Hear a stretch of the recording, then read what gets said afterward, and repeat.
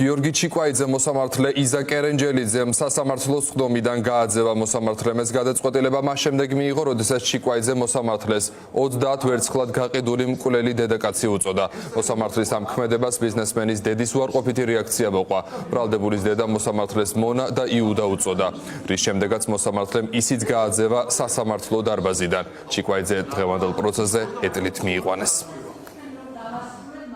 ეგრეთ წოდებული ფსიქოლოგების სტატუსით, ხალხი ფსიქიატრების სტატუსით, ვინც მითვლის ბატონი ალექსანდრე ივანიშვილის და ბიძინა ივანიშვილის დავალებას, და თხოვენ რომ ეს ამ შემთხვევაში რომ სისხლის სამართლის საქმესთან დაკავშირებით ამ საქმის მივდივარ, ნუჩვიტინე მე ელაპარაკე მე რომ შემოვლო მოსამართლე თხოვენ რომ ვაღიარო დანაშაული რომელიც არ ჩამოვიდეს და გადაკელილი სამოქალაქო საქმის სისხლის სამართალში რომელსაც თქვენ აი ეს უტიფრად იძიეთ და მოსამართლეობთ სამოქალაქო საქმის სისხლის სამართალში გიორგი გადაძევს ხდომის დარბაზიდან კიდევ ერთხელ სასამართლოს შეუგაზრდების ფაქტზე და საბოლოო სიტყვაში მოგცემთ თუ სასამართლოს ბოდიშს მოუხდით მაგ ყველაფრის ჩამოყალიბების უფლებას. ამის გაკეთება სასამართლოს არ 30 ვერცხლად გაყიდულ იზა კერენჯელიძეს და 30 ვერცხლად გაყიდულ სასამართლოს არაფერზე ბოდიშს არ მოგწევს.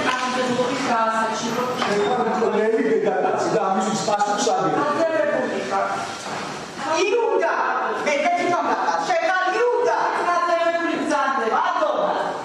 ადრე ვერ გრძნობდა მარცხენა ფეხს და მარცხენა თვალში არ ქონდა მხედველობა, ამ ეტაპზე უკვე პროცესი პროგრესირებს და მარჯვენა ფეხზეც უჭირს უკვე მგრძნობელობა, დასუსტებული აქვს და მარჯვენა თვალითაც მხედველობა აქვს გაუარესებული.